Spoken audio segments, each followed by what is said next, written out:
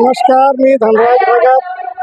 अटल जिल्हा क्रीडा व सांस्कृतिक महोत्सव जिल्हा परिषद गोंदियाच्या वतीने बामणी इथे आहे। याबद्दल आपण सविता पुराम या खेळाबद्दल काय सांगत आहे?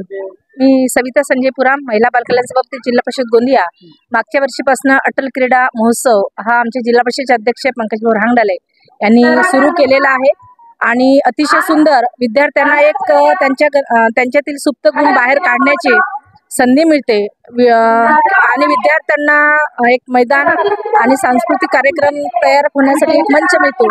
अतिशय सुंदर खेळीमेळीच्या वातावरणात हा खेळ आहे आणि सर्व खेळाडूंना, शिक्षकांना, विद्यार्थ्यांना या अटल क्रीडा महोत्सवाच्या खूप खूप शुभेच्छा देते। येणाऱ्या सर्व जनतेला आपल्या नवीन वर्षाच्या शुभेच्छा देते। भारत माता की जय।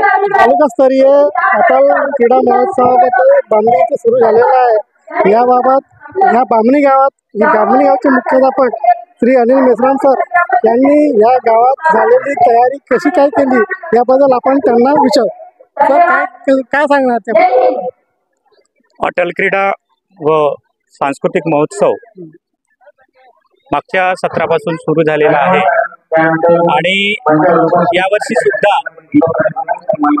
तालुकास्तरीय क्रीडा सत्र ग्राम बामणी या ठिकाणी आयोजित करण्यासंदर्भात गावामध्ये चर्चा करण्यात आली। चर्चेअंती लोकांनी असं ठरवलं की बऱ्याच दिवसापासून या गावामध्ये क्रीडा सत्र झालेलं नाही, त्यामुळे आपण हा क्रीडा सत्र आयोजित करावा।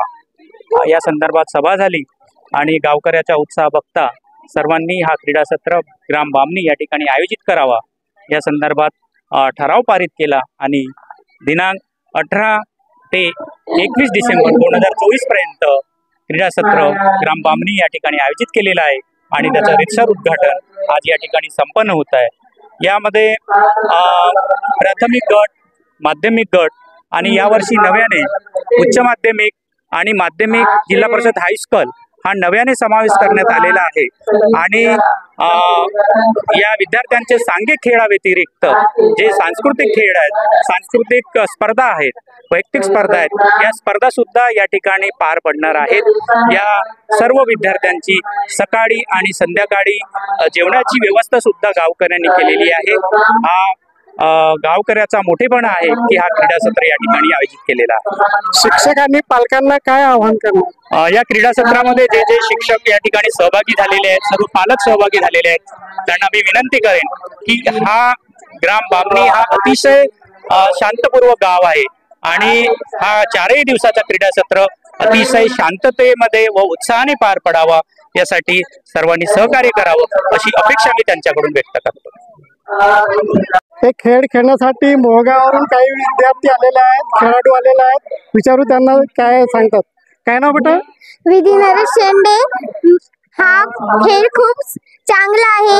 आम्ही मोहगाव गावावरून आले आहोत खो खो खेळायला। खो खो खेळायला? हो। त्याच्या आधी ते कुठे खेळले तुम्ही? आम्ही केंद्र कातुर्ली मध्ये करंजी या गावी खेळलो। तुझं नाव काय? साक्षी शैलेश मुलेश्वर। कोणता खेळ खेळायला? खो खो। खो खो। त्याच्या आधी जिंकून आले? या आधी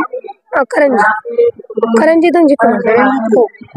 तर हे काही मुलं आलेली आहेत, यांनी खेळ बद्दल माहिती दिलेली आहे। बामणी इथे तालुकास्तरीय क्रीडा सत्र सुरुवात झालेली आहे आणि हे माध्यमिक कबड्डीचे हे ग्राउंड आहे। या ग्राउंडवर हेच कबड्डीचे प्रतियोगिता किंवा खेळ होणार आहेत आणि इथून जो जिंकेल त्यांना ट्रॉफी देण्यात येईल।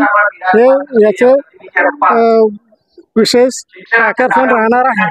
अशाच बातम्या बघण्याकरिता न्यूज प्रभात मीडियाला लाईक करावे, सबस्क्राईब करावे। धन्यवाद।